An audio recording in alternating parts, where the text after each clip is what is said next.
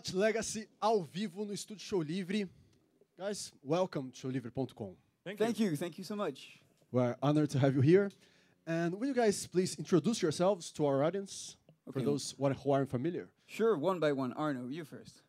My name is Arnaud. I play the guitar. Hi, my name is Damien, and I'm an alcoholic. Johnny. Hi, my name is John, and I play the guitar too. And Arthur, I play drums. Okay, nice to have you here. Thank you. And you guys have already released your last EP on a Brazilian label. This is your second Brazilian tour, right? It's our second, yeah. Yes, and you also have a Brazilian chorus song, a song with a Brazilian chorus, Vivendo Só. Exactly, yeah. Where did that relationship with Brazil came from? Well, we came here in 2015 for the Festival do Sol, and we did beautiful and wonderful cities up in the north. So around Natal, Maceió, Recife, Maceió, Açu, and I'm sure I'm forgetting some, but they were all great places, and the people were so warm and amazing. So we're used to touring Europe a lot, and the people there are great. Then when we came to Brazil, we saw a different kind of crowd there, and it was a crowd that was immediately into the music, and it was such a great experience for us. And so we absolutely fell in love with Brazil and the northern parts too. So we decided, okay, we have to come back. We have to make something out of this experience we had. So not only we signed with Elemess, which is one of our favorite record label, but also we composed this song, Vivendo Só. I hope my pronunciation is good because... It's good, it's good. Thank God. And so we did, yeah, especially for Brazil, because it was some kind of, we say in French, coup de cœur. It means our hearts completely went crazy for Brazil, so yeah. That's really nice. I'm going to try to do a brief translation here. Oh, yes, please okay? do. I can do it. No, I'm kidding. Bom, eu perguntei aqui para os rapazes como é que começou essa relação com o Brasil, porque eles estão lançando o último EP por um selo brasileiro, pela Elemess. Já estão na segunda turnê pelo Brasil e tem uma música cujo refrão fala Vivendo Só, né, em português. E aí eles contaram que vieram numa turnê em 2015, a primeira turnê aqui pelo país, tocaram no Festival do Sol, lá no Rio Grande do Norte, em Natal.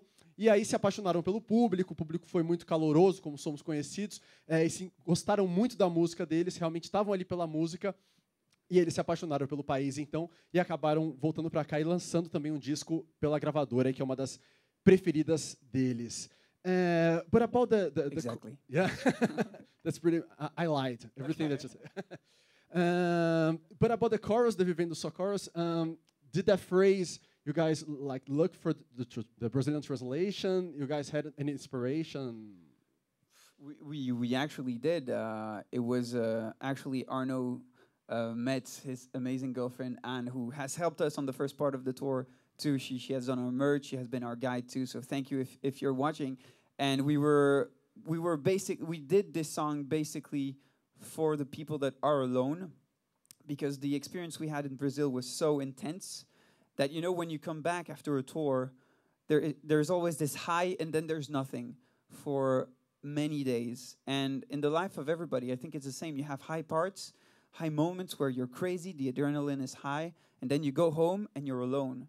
And it's very hard to feel that pressure. So it's just for us to, when we're in concerts, say that we sing for the people that are alone. And I was like, okay, how do you translate I'm living alone? And it was Vivendo Só. And I was like, this is perfect because it fits the rhythm. So we don't have to find any other lyrics. Vivendo Só is perfect. It's already solved. It was luck, you know, it was pure luck. So that's how it came through, yeah. And that feeling, I believe that it came from the Brazilian concerts, the first gigs, that you guys really have felt a connection with the audience, and then back to the hotel, you were like... Exactly. The principle of touring is actually to have some kind of, you know, roller coaster all the time, and every night we play, and every night we go sleep alone, and then every night we play, and then every night we go sleep. It's this very weird balance between high energy and loneliness, and it's very sad. No, I'm kidding. That's why people use drugs. Exactly. Well, actually, this band must be one of the cleanest rock and roll band you've ever seen. Really? We have water. I swear we have water on stage, and we only drink water almost, and coconuts. That's cool. That's cool. Perguntei então mais sobre o refrão Vivendo Só, de onde é que veio, se teve uma inspiração específica, se eles procuraram a tradução, né, de como dizer Vivendo Só em português, e eles falaram que eles quiseram transmitir a sensação que tem numa turnê, que você tem muito altos e baixos. Você toca lá para muita gente, tem aquele momento de alta energia e, de repente, está de volta no hotel, se sentindo, enfim, só. E aí, quando eles descobriram como é que era a tradução, ela se encaixava ali perfeitamente. Ele até brincou, agora não precisava mais pensar na letra, porque agora já estava funcionando bem. E daí, então, a origem de Vivendo Só, que eles vão tocar muito em breve aqui no showlivre.com. And I read in your release that there's going to be some partnership with Brazilian bands. Exactly. Is that yeah, it's already started, actually. We did the first part of the tour in the north this year with fantastic bands like Far From Alaska and Medulla, and also Calistoga. And actually, we started this collaboration together. That they're bands that are from our same label, and they're kind of the reason why we signed with Elemess. And not only we collaborate on during the shows and our concerts, but we also have planned and already composed actually many songs with these bands. So for example, we were at an acoustic session with Super Combo, which was just a few days ago, where we took one of their songs and adapted and sang with Leo and Carol, and it was so beautiful. So we have this thing with Super Combo. We have another collaboration with Far From Alaska. There are many bands around us that are so talented and so beautiful, and I think we're gonna do collaborations with a lot of them. So yeah, make sure to check it out in the future. Yeah, those bands have already played at Estúdio Showlivre, so it's good to have you here. Exactly. In the same stage. The tradition. Yeah, and do you have like a date for these releases, these new songs? I wish I could tell you, actually, but we're right in the process of writing the lyrics and the chords and all that stuff. So Arnaud is usually the businessman, but for now we have no dates, right? Early next year. Good. Early next year. If we had like a low voice, we could say like with an American voice, like early 2018. But Nice. yeah, we have this kind of voice, so I won't do it. Muito bom. Perguntei sobre colaborações com bandas brasileiras que estão previstas, e eles já tocaram, são bandas do mesmo selo deles, então já tocaram com Far From Alaska, com Medulla, com Super Combo, e não só tocaram, como também estão escrevendo músicas, né? Então perguntei se já tem uma previsão aí de lançamento. Eles falaram, talvez aí no começo do ano que vem a gente possa ouvir esses novos sons. Obrigado. Congratulations, honestly. And I read in an interview that Damien was saying that every song of you has like pays tribute to a band or to an emotion or to a style. How is that? I wanted to say the thing that was the most vague possible, so that nobody could understand what I was saying. So accomplished, but it's kind of true in a way that, especially in this last EP that we did, Stereo. I think all of this album was composed on emotions. Every song has a different message, and every song has a different emotion to it. It can be, stereo, Field of Delay, with some kind of journey that we're trying to get to between the reality and something that you want. And there's always this bridge between both. And most of the time, you cannot cross this bridge because what you want is unattainable. For Children Go Float, for example, it's mostly, everything that's been happening lately in the world. I know it's very, Miss Universe to say this, and world peace and all that stuff, but it's affected us a lot, especially in Paris, with all these events. So it's just about saying what shouldn't be and what's not normal. And for the bands, we do have a lot of influences, that's for sure. John had the perfect saying, the triangle between the Beastie Boys, Led Zeppelin, and Queens of the Stone Age. Really good influences. We love like this triangle, and we want to be in the middle. So we try our hardest to, we're not at this level. These guys are legends, but we're definitely inspired by them. Yeah. I see. So there is a search for a concept in the record to permeate all songs. To what? Sorry. To be present in all songs. Yeah, exactly. Yeah. I think it's some kind of a journey that when you listen to the first song to the last song, even if it's 5 titles, you got to feel a connection between them because they're all linked. So yeah, absolutely. Well, I'm going to try to translate this. Good luck.